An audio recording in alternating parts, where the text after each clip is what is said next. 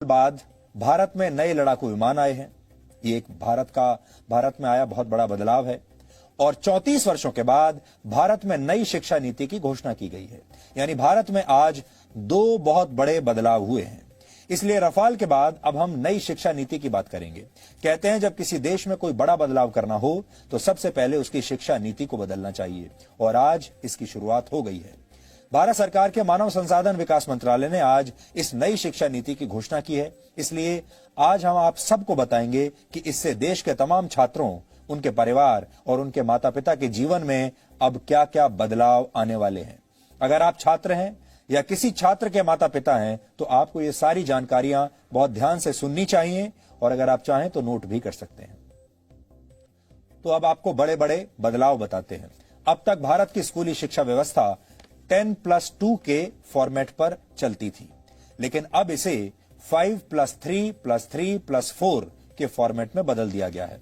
इसके तहत स्कूल के पहले 5 वर्षों की पढ़ाई फाउंडेशन स्टेज मानी जाएगी, यानी इस दौरान छात्रों के लिए मजबूत नींव तैयार की जाएगी। इसका करिकुलम NCERT द्वारा तैयार किया जाएगा और इसमें प्री प्राइमरी के 3 वर्ष और पहली और दूसरी कक्षा का एक वर्ष शामिल होगा, यानी प्री प्राइमरी के 3 साल और फिर पहली और दूसरी कक्षा के 2 साल।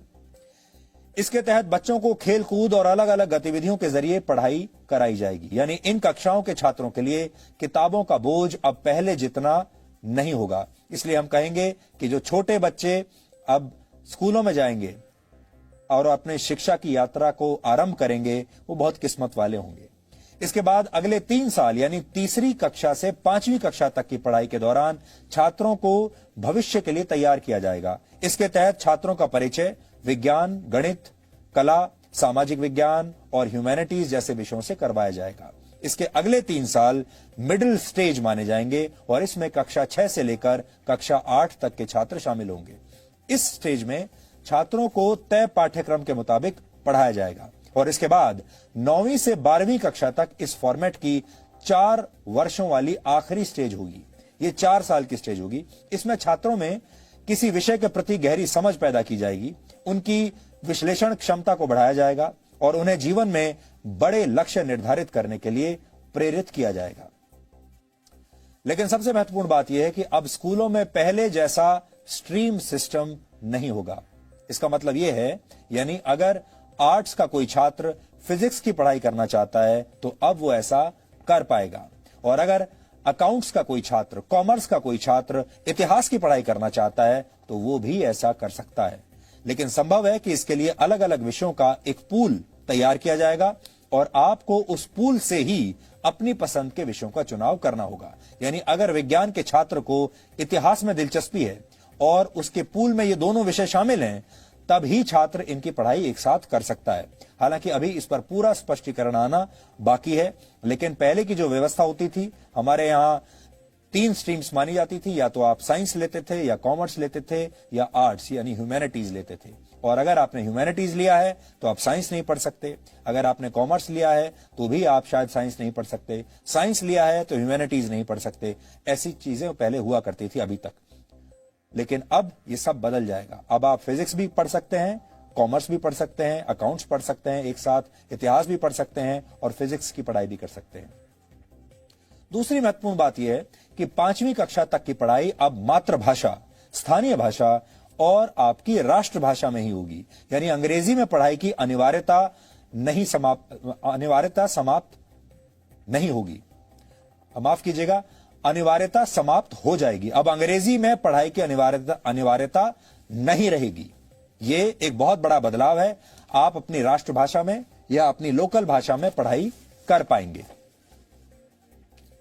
उदाहरण के लिए अगर आप 5वीं कक्षा तक अपने बच्चे को मराठी, संस्कृत या गुजराती भाषा में पढ़ाना चाहते हैं तो अब आप ऐसा कर पाएंगे, और अंग्रेजी सिर्फ एक विषय के तौर पर आपको पढ़ाई जाएगी। यानी स्कूलों का जबरदस्ती अंग्रेजीकरण का दौर अब समाप्त हो जाएगा। 6ठी कक्षा में पहुंचने के बाद छात्रों को कंप्यूटर कोडिंग सीखने का मौका मिलेगा। यानी अब भारत के छात्र चीन जैसे देशों की तर्ज पर छोटी उम्र में ही सॉफ्टवेयर और मोबाइल फोन एप्लीकेशंस बनाने की तकनीक सीख पाएंगे, और 6ठी कक्षा से ही छात्रों को इंटर्नशिप का भी मौका मिलेगा। यानी अगर किसी छात्र की किसी खास विषय में रुचि है और वो उसकी प्रैक्टिकल नॉलेज हासिल करना चाहता है तो वो इस विषय से जुड़ी इंटर्नशिप कहीं भी कर सकता है। उदाहरण के लिए अगर आपका बच्चा पेंटिंग करने का शौक रखता है तो वो किसी पेंटर के पास अब इंटर्नशिप के लिए जा सकता है। अगर आपके बच्चे को सॉफ्टवेयर में इंटरेस्ट है तो वो किसी सॉफ्टवेयर कंपनी में अब अपने स्कूल के दौरान ही इंटर्नशिप कर सकता है। 9वीं कक्षा से 12वीं कक्षा तक की परीक्षाएं अब सेमेस्टर के आधार पर होंगी। एक साल में 2 सेमेस्टर होंगे और हर 6 महीने पर एक परीक्षा होगी और दोनों सेमेस्टर्स के अंकों को जोड़कर आपकी फाइनल मार्कशीट तैयार की जाएगी। यानी अब एक छात्र के तौर पर आपको पूरे साल पढ़ाई करनी होगी और आप ये कहकर बच नहीं सकेंगे कि आप सिर्फ फाइनल एग्जाम्स की तैयारी करना चाहते हैं। इससे पहले आपने देखा होगा बहुत सारे छात्र ऐसे होते हैं जो साल के सिर्फ आखिर में कुछ समय तक पढ़ते हैं, 1-2 महीने पढ़ाई कर लेते हैं और फिर उसके आधार पर वो फाइनल जो परीक्षा होती है उसमें बैठते हैं और उनमें से बहुत सारे लोग अच्छे नंबर ले भी आते हैं। लेकिन ये वो लोग होते हैं जिन्होंने पूरे साल पढ़ाई नहीं की। अब आपको पूरे साल पढ़ाई करनी पड़ेगी।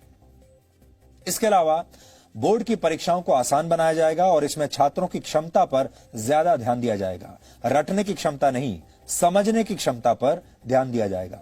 ट्यूशन और कोचिंग क्लास के जरिए रट्टा लगवाने की आदत को समाप्त कर दिया जाएगा।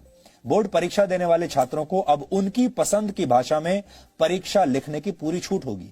उदाहरण के लिए अगर आप चाहें तो हिंदी या अंग्रेजी में से किसी एक भाषा में अपनी परीक्षा दे सकते हैं।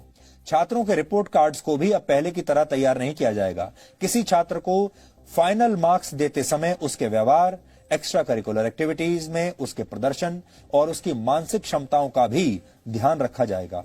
इसके अलावा रिपोर्ट कार्ड को 360 डिग्री असेसमेंट के आधार पर तैयार किया जाएगा। इसमें छात्र खुद को भी अंक देंगे, यानी अपना खुद का भी विश्लेषण करेंगे। विषय पढ़ाने वाले शिक्षक भी छात्र को अंक देंगे और छात्रों के सहपाठी भी उनका आकलन करेंगे। कॉलेज में पढ़ाई करने वाले छात्रों के लिए भी इस नई शिक्षा नीति में बहुत सारे बदलाव किए गए हैं। इसलिए जो छात्र अब कॉलेज में इसके बाद जाने वाले हैं वो भी ध्यान से अभी देख लें।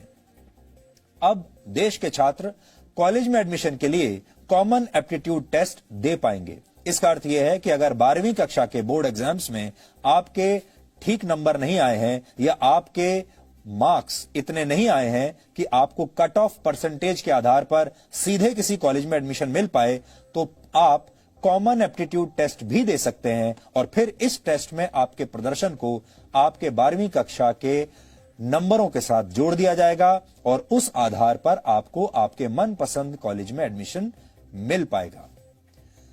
ग्रेजुएशन की पढ़ाई को 3 और 4 वर्षों के कोर्स ड्यूरेशन में अब बांट दिया जाएगा।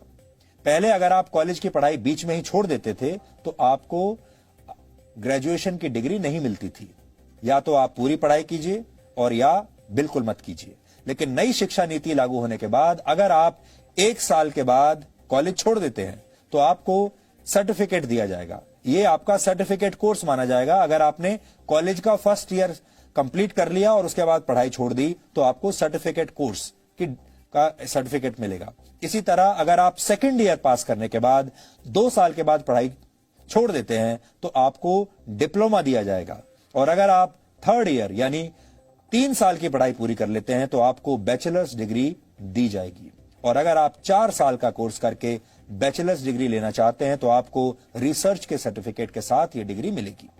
इससे उन छात्रों को बहुत फायदा होगा जो कॉलेज के दौरान किसी प्रोजेक्ट पर काम कर चुके हैं। 4 वर्ष के इस कोर्स में स्कूल के छात्रों की तरह कॉलेज के छात्र भी अलग अलग विषयों की पढ़ाई एक साथ कर पाएंगे। इस व्यवस्था को मल्टी एंट्री और मल्टी एग्जिट वाली व्यवस्था कहा जाता है। यानी छात्र जब जिस विषय की पढ़ाई करना चाहेंगे तो वो ऐसा कर सकेंगे और जब वो ये पढ़ाई छोड़ना भी चाहेंगे तो ये काम भी आसानी से कर सकेंगे। इसीलिए इसे मल्टी एंट्री और मल्टी एग्जिट कहा गया है। आप जब चाहे एंट्री ले सकते हैं और एग्जिट भी कर सकते हैं जब चाहे। इसके अलावा एक एकेडमिक बैंक ऑफ क्रेडिट बनाया जाएगा।